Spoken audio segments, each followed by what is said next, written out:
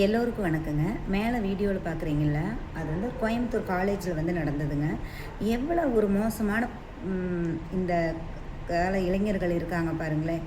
அது வந்து ஒரு சின்ன பூனைக்குட்டிங்க.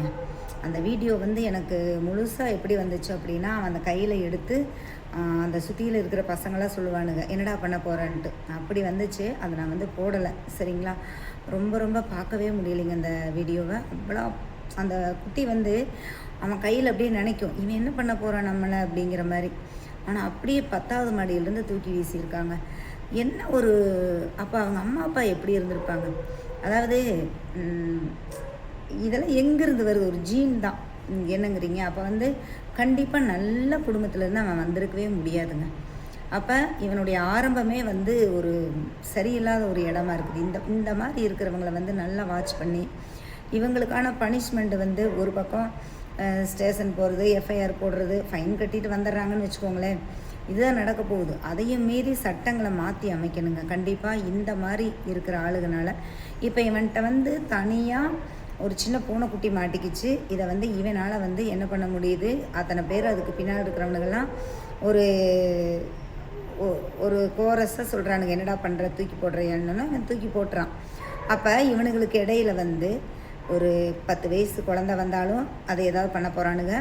50 வயசு வயசானவங்க வந்தாலும் இவனுங்கெல்லாம் சேர்ந்து ஏதோ ஒன்று பண்ணிடுவானுங்க. கண்டிப்பாக இவனுங்கெல்லாம் வந்து சரியான சமூக விரோதிக்குங்க. இவனுங்களுக்கான பனிஷ்மெண்ட் என்னவாக இருக்கணும்னா, 10 வருஷத்துக்கு இவன் டிசியை கொண்டு போனான்னு வச்சுக்கோங்களேன், வேலையே கொடுக்கக்கூடாதுங்க. எந்த கம்பெனியில் வேலை கொடுக்கக்கூடாதுங்க. தண்டச்சோராக இருக்கணும். அந்த தண்டச்சோறு வந்து கண்டிப்பாக அவங்க அம்மா அப்பாவே வந்து ஒரு கட்டத்துக்கு மேலே வெறுத்துருவாங்க. அப்படி இருக்கணும். அப்போ தான் வந்து இவனுக்கு ஒரு உயிர்களோட மதிப்பு என்னன்னு தெரியும். கண்டிப்பாக உயிரோடு இருக்கணும். ஆனால் எந்த விதமான பிரயோஜனம் இல்லாத ஒரு ஜடமாக இவனை மாற்றிடணுங்க. அதுதான் இவனுங்களுக்கு கொடுக்குற பனிஷ்மெண்ட்டாக இருக்கணும். சட்டம் வந்து ஏன்னா ஜெயிலுக்குள்ளே போனாலும் இவனுக்கெல்லாம் சாப்பாடு கிடச்சிரும். அந்த சாப்பாடே வந்து இவனுக்கு ரொம்ப கேவலமான முறையில் தான் கிடைக்கணுங்கிற நான். வேலை இருக்கக்கூடாதுங்க, அவ்வளோதான். தன்னுடைய தேவைக்கு கூட இவனுக்கிட்ட ஒரு ரூபா கூட இருக்கக்கூடாது. அப்போ இவன் என்ன பண்ணுறான்னு பார்க்கணும். நிஜமாகவே ரொம்ப ரொம்ப வருத்தமாக இருந்துச்சுங்க. நம்ம நாட்டில் வந்து சட்டங்கள் சரியில்லைங்க. அதனால தான் இவ்வளோ மோசமாக இருக்கிறாங்க.